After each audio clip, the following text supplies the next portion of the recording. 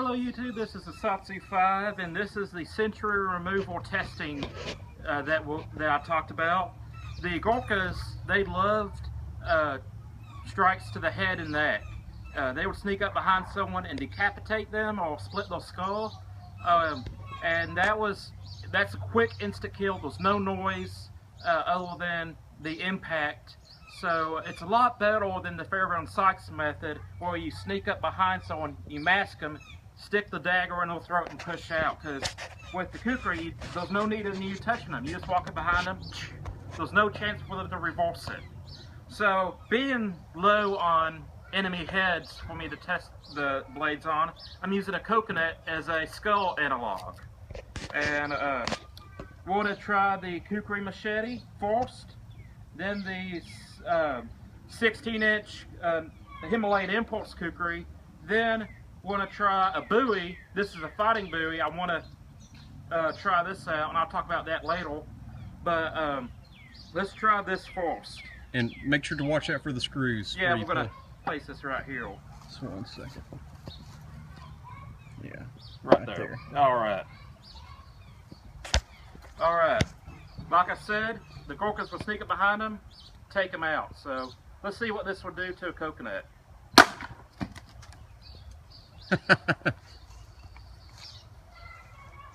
I'd say that'll get the job done.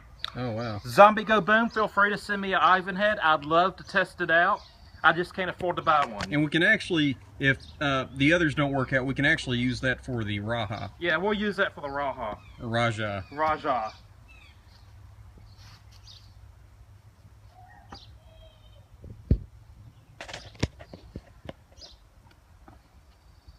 This is the 16-inch. Yep.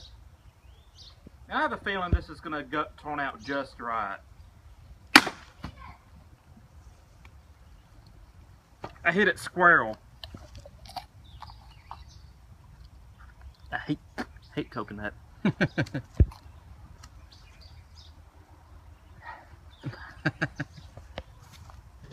Check your edge. No nicks? No. Okay. You got close. 5160. Nice. Now, this is where things get interesting. I'm testing something that Bill Bagwell said, who I aspire to own one of his knives someday. This is a production version. This is the Gamble, a fighting bowie. And this is a very lightweight knife.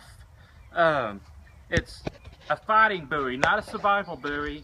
It's not a general purpose bowie. It's not a hunting knife. It's full fighting. And he says once you get a blade length of around 9 inches or 9.5 inches, that it's the length that enables you to take someone's hand off or to split skulls. So this is a very lightweight knife. This is the smallest fighting bowie that Bill Bagwell made, because he feels that this is the minimal length that a bowie is a bowie. If it's smaller than this, it's just a bowie-like object. So we're going to test that, and I'm going to try to do the Gurkha sentury removal technique with the bowie, which Bill Bagwell references in his book. So let's try this. And I don't have as much length to play with either.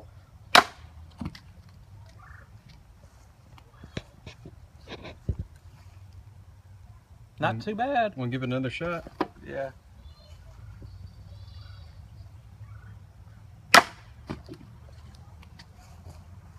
I feel a lot more confident with this knife now that I've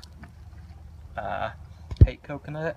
Now that I've tested it out. Let's check the blade. It's definitely going to be need sharpened, but this stainless steel held up. It's not nicked or rolled over. Well, we got one more kukri to test. And Matthew, I'll let you choose the coconut you want to use. This one would be best. Yeah. Can I try? Yeah, Matthew will do this. Want to see if the pocket kukri can do this feat, this cutting task. And I've been really impressed with Cold Steel's all of their larger blades, but the Raha is definitely one of my favorites. So is the Voyager, so is the Espada. But we just want to see, let's see, here we go. Okay. If this will do anything to a coconut. Which is all head. So.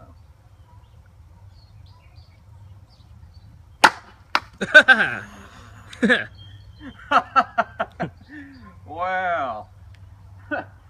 I'm not sure if it was my technique, but that might have outperformed The bigger knives. the bigger knives.